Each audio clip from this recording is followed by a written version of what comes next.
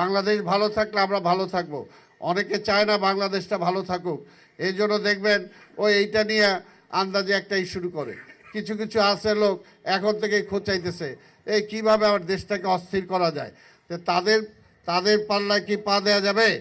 পা দেওয়া যাবে না। আমাদের দেশটাকে, আরে ভাই মাত্র সরকার আসছে, সময় দেন, 2 বছর 3 বছর সময় দেন। তারপর যদি মানুষের জন্য বিএনপি কাজ না করতে পারে, মাননীয় প্রধানমন্ত্রী যদি কাজ না করতে পারে, তারপর আপনারা সমালোচনা করেন।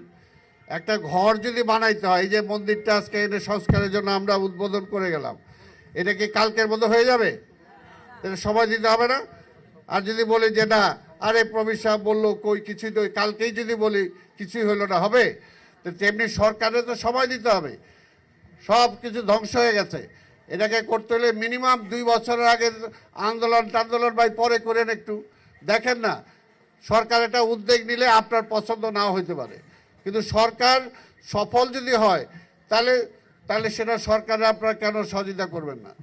গ্লিটারের টুইন লেমন ও অ্যান্টিব্যাকটেরিয়াল ফর্মুলা বাসনকে চকচকে জীবাণুমুক্ত করে আমাদের দেয় গ্লিটার গ্যারান্টি। সরকার একটা জায়গায় একজনকে বসাইব, যদি সে দায়িত্ব পালন করতে না পারে তারপরে সমালোচনা করে। কিন্তু প্রথমেই ভাই আপনার পছন্দেরটা কেন বসাবে ভাই? সরকার সাকসেসফুল হওয়ার জন্য সরকারের লোক যাকে দিয়ে মনে করবে যে আমি কাজ করাইতে পারবো ওরে দিয়ে, ওরেই তো বসাবে।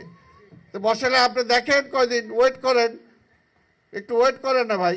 দেখেন ওই যে মাঝে মাঝে দেখেন না বিজ্ঞাপনে ইসের মধ্যে দেয়, ভাই ঠাড়িয়ে যারা দেখিয়ে কি ঠিক আছে না, দেখেন একটু সরকার পারে কি না। যদি না পারে তারপরে বললেন যে না এটা হয় নাই, এটা আমরা মানি না, এখন থেকেই মানি না।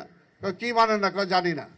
তো এইটা তো বলে লাভ নাই, একটু সময় দেন এবং 2 বছর মিনিমাম সময় দেন। আল্লাহর রাস্তায় দেশটাকে বিল্ড আপ করতে হবে। তারেক রহমান মাননীয় প্রধানমন্ত্রী যেভাবে কাজ করতেছে দেখছেন, আস্তে আস্তে অনেক কিছু পাল্টাই দিতেছে। অফিসে কেউ যাইতো না, এখন 9টার মধ্যে না গেলে চাকরি থাকে না।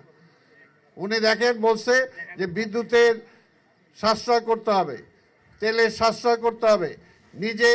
নিজে দেখেন নিজের অফিসে এসিটা চালান না, অর্থাৎ এগুলো দেখাচ্ছেন তিনি।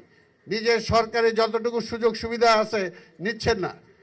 এইগুলো তো কৃচ্ছ্রতা সাধন, কারণ আমাদের আস্তে আস্তে দেশটাকে তার ট্র্যাকে নিতে হবে, তা না হলে তো কিভাবে হবে? তো সেটার জন্য আপনারা একটু সহযোগিতা আমরা বলবো। সকল রাজনৈতিক দল, সকল দল মত পেশার কাছে, অন্তত আমি একজন এই দেশের নাগরিক হিসাবে বলবো, আপনারা আল্লাহর রাস্তায় একটু সময় দেন সরকারকে জনগণের জন্য কাজ করতে দেন। যদি 1 বছর 2 বছর মধ্যে কাজ করতে না পারে তারপরে আপনারা আন্দোলন করেন, বললেন দেখেন না চেহারাটা পাল্টানো যায় কিনা। সেই সময়টা যদি না দেন, যদি বিশৃঙ্খলা করেন, তাহলে তো কাজই হবে না।